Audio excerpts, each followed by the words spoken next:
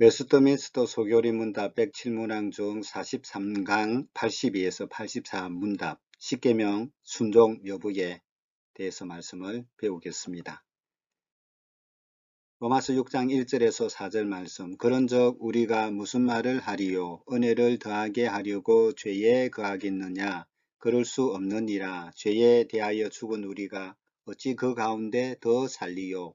무릇 그리스도 예수와 합하여 세례를 받은 우리는 그의 죽으심과 합하여 세례를 받은 줄을 알지 못하느냐?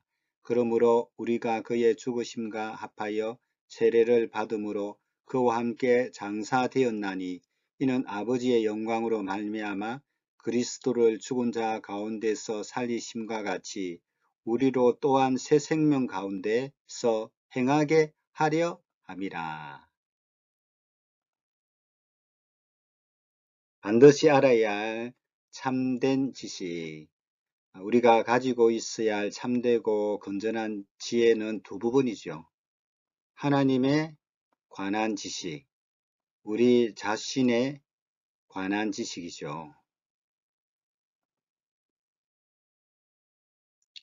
성경은 믿어야 할 내용과 행동해야 할 내용으로 되어 있습니다. 믿어야 할 내용은 하나님이 하신 일이기 때문에 하나님을 믿을 때 거저 주어지는 것이라 해서 복음이라고 할 수 있습니다.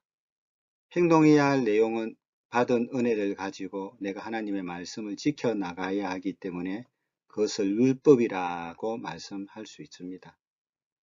그래서 전반부는 복음에 관한 내용, 후반부는 율법에 관한 내용이라는 거예요. 성경은 단순한 어떤 지식으로 끝나는 교훈 정도의 내용을 요구하지 않습니다.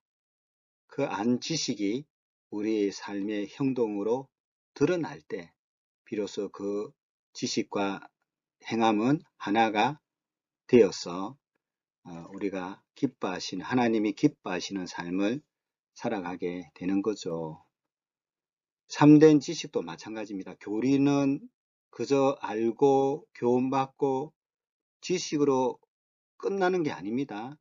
교리는 먼저 지식을 알고 그것이 내 삶에 녹아 들어가서 그것이 나의 행동으로 드러나는 그까지가 교리가 가르치는 진리의 말씀이죠. 이론과 실천편이 겸하여 나타나는 것이 교리고 성경의 내용이라는 것 꼭 기억하셔야 됩니다. 십계명의 10가지 외우기도 마찬가지예요. 하라라는 것은 적극적으로 우리 삶에서 실천하라는 말이고, 하지 말라라는 것은 반어적 표현으로 적극적인 해석을 담고 있습니다. 이래서 4계명은 하나님께 대한 반응이잖아요. 전부 예배와 관련되어 있다. 예배의 대상, 바른 예배의 방식, 3계명에는 예배의 바른 태도, 마음가짐, 4계명은 예배 드리는 정한 날, 10계명은 인생의 매뉴얼이죠. 행복을 위한, 그리고 우리가 거룩하게 살기 위한, 복된 삶을 위한 매뉴얼입니다. 하나님 백성다움, 인간다움으로 가는 길이죠. 10계명 5에서 9계명을 복습해보면 내 부모를 공경하라, 살인하지 말라, 간음하지 말라, 도둑질하지 말라, 거짓말하지 말라. 겉으로 드러나는 우리의 삶의 모습이라 라고 말씀드릴 수 있습니다. 이래서 4계명은 하나님 사랑, 5계명은 공동체, 6계명은 생명, 7계명은 성, 8계명은 물질, 9계명은 말, 10계명은 우리의 마음, 자족함에 대해서 가르쳐주고 있습니다. 중요한 것은 10계명에는 우선순위가 있다는 겁니다.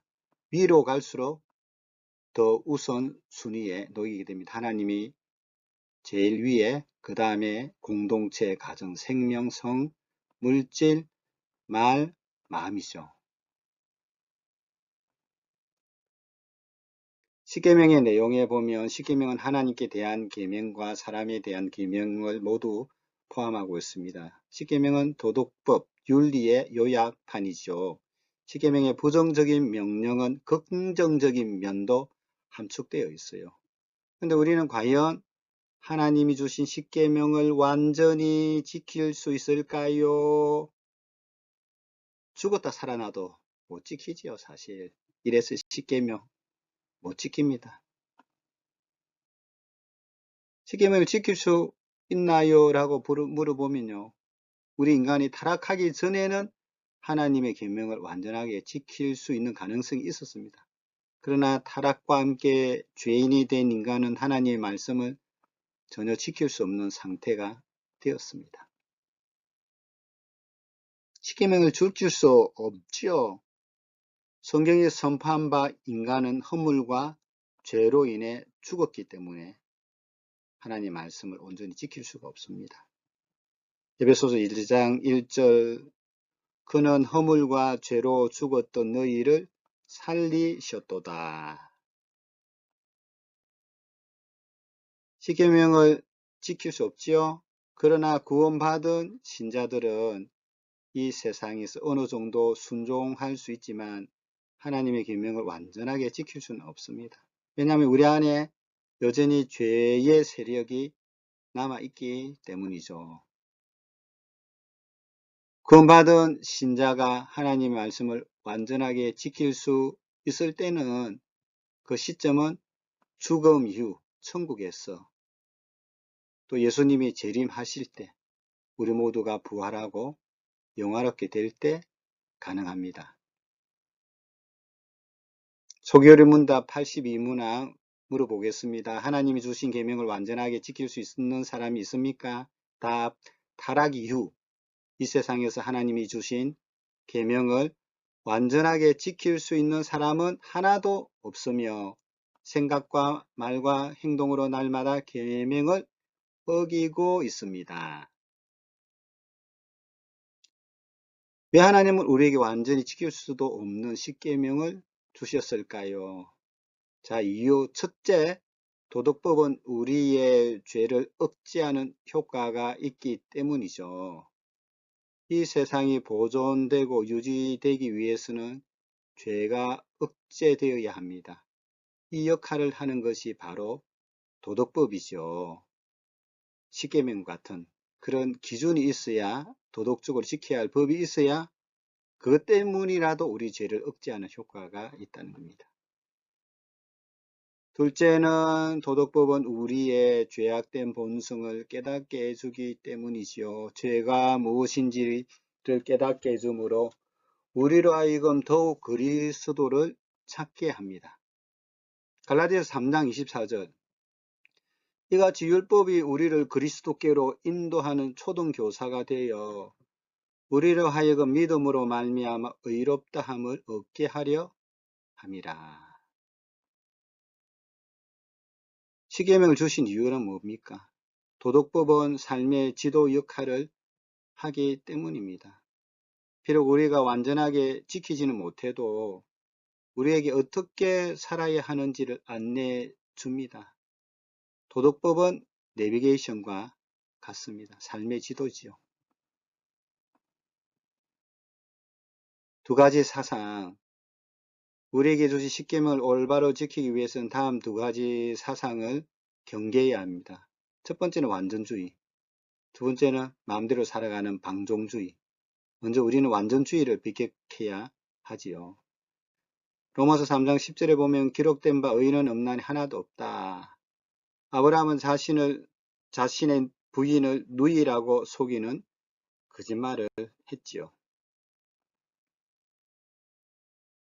모세도 하나님께 향하여 화를 냈고 다윗도 살인과 간음죄를 지었습니다. 베드로도 3번이나 주님을 부인하고 저주했습니다. 이렇듯 성경의 가장 위대한 인물들도 불완전하고 죄의 세력에 사로잡히기 쉬운 연약한 존재임을 말을 하고 있죠. 결코 타락한 인간은 모든 계명을 지킬 수가 없습니다. 위대한 인물들도 그렇게 살았다는 거죠. 또한 그 반대편인 극단인 방종주의도 배격해야 합니다. 로마서 6장 2절 그런즉 우리가 무슨 말을 하리요 은혜를 더하게 하려고 죄에 가겠느냐 그럴 수 없느니라. 죄에 대하여 죽은 우리가 어찌 그 가운데 더 살리요. 하나님의 은혜를 아는 그리스도인이라면 죄를 쫓아가면 그럴 수 없다는 거예요. 하나님이 주시는 값없는 구원을 값싼 구원과 혼동하여 성화되려고 노력하지도 않고 방종된 구원관을 가지고 무질서한 삶을 산다면 그 또한 십계명을 어기는 큰 실수를 범하는 것이죠. 그러므로 거듭난 신자들은 완전주의도 방종주의도 아닌 그리스도를 바라보며 성령님을 힘입어 성화의 삶을 점진적으로 이루어 가야 합니다. 점진적인 성화의 삶이란 것은 날마다 허물과 죄로 더럽혀진 우리의 옷을 날마다 그리스도의 보혈로 깨끗하게 씻는 회개의 생활이죠. 날마다 우리는 자기의 삶을 돌아보면서 회개해야 합니다. 그리스도께서 이루신 단번의 구원 사역은 영원한 효력이 있습니다. 과거, 현재, 미래의 모든 죄가 영원하신 예수 그리스도의 단번의 십자가의 죽음으로 모든 죄가 용서받았습니다. 그리고 거듭난 신자들은 그 공로를 의지하여 하나님 앞에 자신을 더욱 정결하게 드리기를 힘쓰는 거죠. 회개와 성화. 요한일서 1장 9절 만일 우리가 우리 죄를 자백하면 그는 미쁘시고 의로우사 우리 죄를 사하시며 우리를 모든 불의에서 깨끗하게 하실 것이요. 로마서 8장 12절에서 13절 그러므로 형제들아 우리가 빚진 자로되 육신에게 져서 육신대로 살 것이 아니니라. 너희가 육신대로 살면 반드시 죽을 것이로되 영으로서 몸의 행실을 죽이면 살리니. 성화와 성장이죠. 또한 거듭난 신자들은 죄와 싸우려고 노력해야 합니다.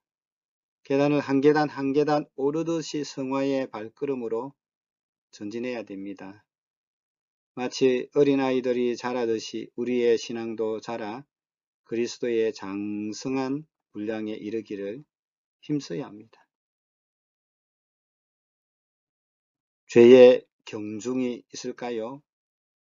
또한 신자의 영혼이 성숙할수록 죄에 대한 의식이 민감해집니다. 사소한 죄라도 죄로 인식하는 양심의 예민함이 증가하게 되지요. 하나님의 율법을 통해 죄에는 경중, 가볍고 더 무거운 게 있음을 가르쳐 주셨습니다. 사람보다는 하나님께 범죄하는 것이 더욱 큰 죄겠지요. 소기문답 83랑 모든 죄는 똑같이 나쁜 것입니까? 답, 어떤 죄는 그 자체로 보나 해로운 결과로 보나 하나님 앞에서 다른 죄보다 더 나쁩니다. 마찬가지로 사람과의 관계에서의 죄도 피해를 많이 입힐수록 더 큰 죄라고 가르쳐 주셨습니다. 죄의 경중에 따라 그 형벌의 경중도 다르겠지요. 또한 죄를 짓는 사람의 지위가 높을수록 그 책임도 큽니다. 구약의 제사 제도에 그 사례가 있습니다. 속죄 제사에서 제물에 피를 바르거나 뿌리는 장소가 달랐습니다.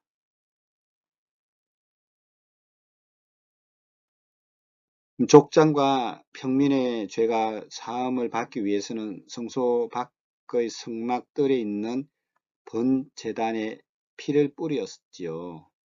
그러나 제사장은 온 백성의 죄를 사함받기 위해 성소에 피를 뿌렸습니다. 제사장이 성소까지 들어갈 수 있다는 것은 다른 말로 성소까지 오염시킬 수 있다라는 뜻도 됩니다. 이처럼 같은 죄라도 그리스도인이 지은 죄는 비그리스도인이 지은 죄보다 더 큽니다. 또한 기독교 가정에서 자란 사람의 죄가 비기독교 가정에서 자란 사람의 죄보다 더 큽니다. 반면 신자가 승화될수록 죄에 대한 심판 의식도 높아집니다. 조의문답 83문항에서 모든 죄가 마땅히 받아야 할 대가는 무엇입니까? 모든 죄는 이 세상과 다음 세상에서 하나님의 진노와 저주를 받아 마땅합니다. 모든 죄가 그렇다 했죠. 심판하신 하나님입니다. 하나님은 이 땅의 전쟁과 기근과 전염병을 통해 인류에게 육체적 고난과 고통을 허락하시죠. 또한 누구도 죽음의 심판에서 벗어날 수가 없습니다. 이처럼 만유의 주제이신 하나님은 살아계셔서 우리의 죄에 대하여 하나님의 때와 뜻에 따라 형벌을 내리고 계십니다. 나아가 하나님의 최후의 심판 때는 죄와 형벌에 따른 영원한 지옥이 펼쳐질 것이며 하나님의 공의가 선포될 것입니다. 과연 누가 하나님의 진노의 심판 앞에서 사죄의 은택을 받을 수 있겠습니까? 하나님의 심판, 쏟아지는 진노의 형벌을 피할 수 있는 길은 오직 예수 그리스도의 피값으로 인한 죄 용서밖에는 없습니다. 오직 예수님의 보혈. 우리 중 어느 누구도 하나님 온 계명과 율법을 순종할 수는 없지요. 오늘도 우리를 다스리시는 예수 그리스도만이 유일한 우리의 피난처입니다. 우리 모두가 십계명의 안내를 받아 영원하고 유일한 참빛이신 그리스도를 발견하게 되므로 더 빛 가운데로 나아갑시다. 43강입니다. 십계명 다 지킬 수 없다. 그런데도 십계명을 주신 이유가 있겠죠. 자, 질문입니다. 하나님이 주신 십계명을 온전하게 지킬 수 있는 사람이 있습니까? 구원받은 신자의 경우는 어떻습니까? 이번 하나님은 왜 우리에게 도덕법을 주셨습니까? 3번 십계명을 올바르게 지키기 위해 주의해야 할 완전주의와 그에 대한 우리의 태도에 대해서 이야기해 보십시오.